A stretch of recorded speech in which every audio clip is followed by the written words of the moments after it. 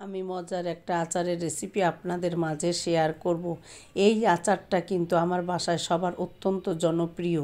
আচারের রেসিপি আমার অলরেডি আমার চ্যানেলে কিন্তু আছে, চাইলে আপনারা দেখে আসতে পারেন। তারপরেও আমি আবার বানালাম, তাই আমি আমার ভাই বোনের মাঝে শেয়ার করলাম।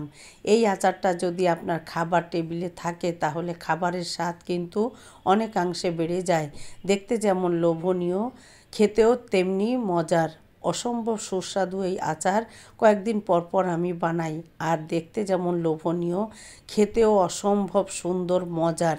আর এই রেসিপির জন্য আমি এখানে যে উপকরণগুলো ব্যবহার করেছি এগুলো হচ্ছে চায়না রসুন, আমি ছিলে পরিষ্কার করে ধুয়ে নিয়েছি।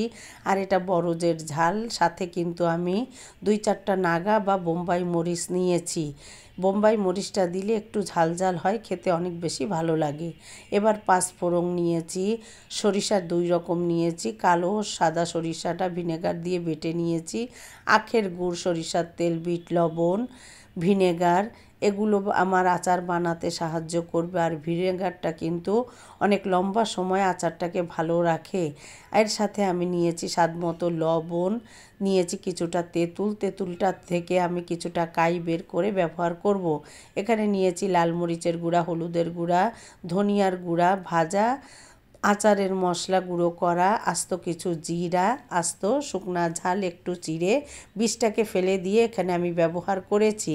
এবার চলে আসলাম আমি আচার বানাতে। চুলায় একটা পাত্র বসিয়ে এখানে আমি 250 গ্রামের মতো সরিষার তেল দিয়েছি। আর এই তেলটার জন্যেই কিন্তু আচারটা বেশি ঝাঁঝালো হয়। এই তেলটা কিন্তু আমার একদম কাঠের ঘানিতে ভাঙানো সরিষার তেল। এখানে তেলটা গরম হয়ে আসলে আমি দিয়ে দিলাম 2 টেবিল চামচ পরিমাণ পাঁচফোড়ন, আস্ত জিরা, কালি জিরা। একটু গরম হয়ে আসলে আমি যে শুকনা ঝালটা ফালি করে রেখেছিলাম, এবার শুকনা ঝালটা দিয়ে দিলাম। দিয়ে আমি নাড়াচাড়া করে একটু মশলাটা ভাজা হয়ে আসলে এখানে দিয়ে দিলাম সরিষা বাটা। সরিষা বাটা আমি এখানে 6 টেবিল চামচ পরিমাণ ব্যবহার করেছি। সরিষা বাটাটা দিয়ে আমি খুব ভালো করে মিডিয়াম টু লো আঁচে রেখে আমি ভালো করে মশলাটা তেলের সাথে কষিয়ে নিচ্ছি। সরিষার থেকে কাঁচা গন্ধটা চলে যাওয়া পর্যন্ত আমি একটু খুব ভালো করে কষিয়ে নিচ্ছি।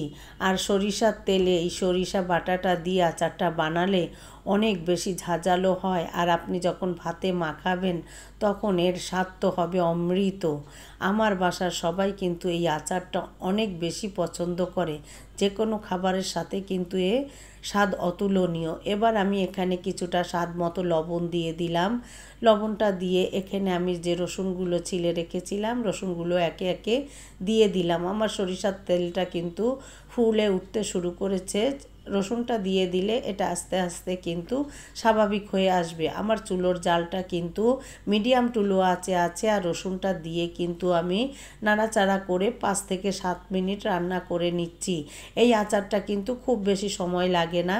এবার আমি দিয়ে দিচ্ছি গুঁড়ো মশলার ভিতর থেকে লাল মরিচের গুঁড়া, হলুদের গুঁড়া দিয়ে দিচ্ছি, আমি এখানে ধনিয়ার গুঁড়া দিয়ে আমি খুব ভালো করে আরও কিছু সময় সমস্ত মশলা খুব ভালো করে আচারের সাথে কষিয়ে নিচ্ছি। খুব ভালো করে কষানো হয়ে গেলে সমস্ত উপকরণ যখন মিশে 5-7 মিনিট জাল হয়ে যাবে, এই পর্যায়ে আমি দিয়ে দিচ্ছি ঝাল, যেগুলো আমি আগে থেকে রেডি করে নিয়েছি। আর এই ঝালটার কিন্তু আমি মুখের কাছ থেকে একটু চিড়ে দিয়েছি, তাহলে ঝালটার ভিতরে কিন্তু মশলাটা ঢুকে যাবে আর ঝালটা খুব বেশি বের হবে না। আপনি আপনার স্বাদ অনুযায়ী ভাতের সাথে মাখিয়ে খেতে পারবেন। এবার তেঁতুল থেকে আমি যে কাইটা বের করে রেখেছিলাম এই কাইটা এখানে দিয়ে দিলাম। এর সাথে আমি কিছুটা ভিনেগার আর দিয়েছিলাম আমি যে গুড়টা রেডি করে রেখেছি গুড়টা।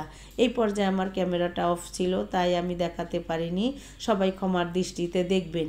এবার সমস্ত উপকরণ দিয়ে আমি খুব ভালো করে নাড়াচাড়া করে সমস্ত উপকরণ মিশিয়ে নিচ্ছি। আর অনবরত নাড়াতে হবে, নাহলে কিন্তু তলা লেগে যেতে পারে। এ পর্যায়ে আমি দিয়ে দিচ্ছি সেই ভাজা আচারের মশলা। এই আচারের মশলাটা দিয়ে আমি আরও কিছু সময় নাড়াচাড়া করব। আর আচারের স্বাদটাকে অনেকাংশে বাড়াতে আরও একটু অ্যাড করছি আমি এখানে কিছুটা বিট লবণ। বিট লবণটা দিয়ে এবার আমি খুব ভালো করে আরও মিডিয়াম টু লো আঁচে রেখে জাল করে নেব। এই পর্যায়ে কিন্তু আপনার আচারের মশলা, তেল, রসুন, ঝাল সব একসাথে মিলেমিশে একাকার হয়ে যাবে। আর এই পর্যায়ে আপনারা বুঝতে পারবেন যে আচারটা আপনার কমপ্লিট হয়ে এসেছে। আলহামদুলিল্লাহ, দেখতেই পারছেন আমার আচারটা কিন্তু পুরোপুরি কমপ্লিট। এই আচারটা এখন আমি ঠান্ডা হতে রেখে দেব। এই আচারটা কিন্তু আমি এখন সেল করছি, আপনাদের যদি লাগে আমার মেসেজে ইনবক্স করতে পারেন। আচারটার কিন্তু অনেক চাহিদা বর্তমানে। আলহামদুলিল্লাহ, আমার বাসার সবাই অনেক বেশি পছন্দ করে। খিচুড়ি, পোলাও, সাদা ভাতের সাথে কিন্তু এর স্বাদ অতুলনীয়।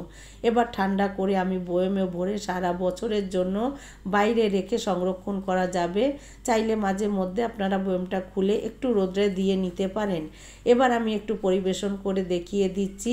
আচারটা দেখতে যেমন লোভনীয়, রসুন কিন্তু আমাদের শরীরের জন্য অত্যন্ত উপকারী।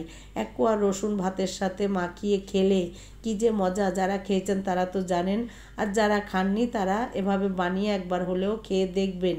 আর রসুনটা আমি একটু ভেঙে দেখিয়ে দিচ্ছি। এ পর্যায়ে আমার রসুনটা কিন্তু একদম সিদ্ধ হয়ে এসেছে। আমার আচার পুরোপুরি রেডি। দেখতে যেমন সুন্দর হয়েছে, খেতেও কিন্তু অনেক বেশি মজার। পুরো ভিডিও দেখে একটা গঠনমূলক কমেন্ট করবেন। আর যারা এতক্ষণ ধরে আমার ভিডিওটা দেখেছেন সবাইকে অনেক ধন্যবাদ। ভালো না লাগলে ইগনোর করবেন। সবাই অনেক ভালো থাকবেন। আল্লাহ হাফেজ।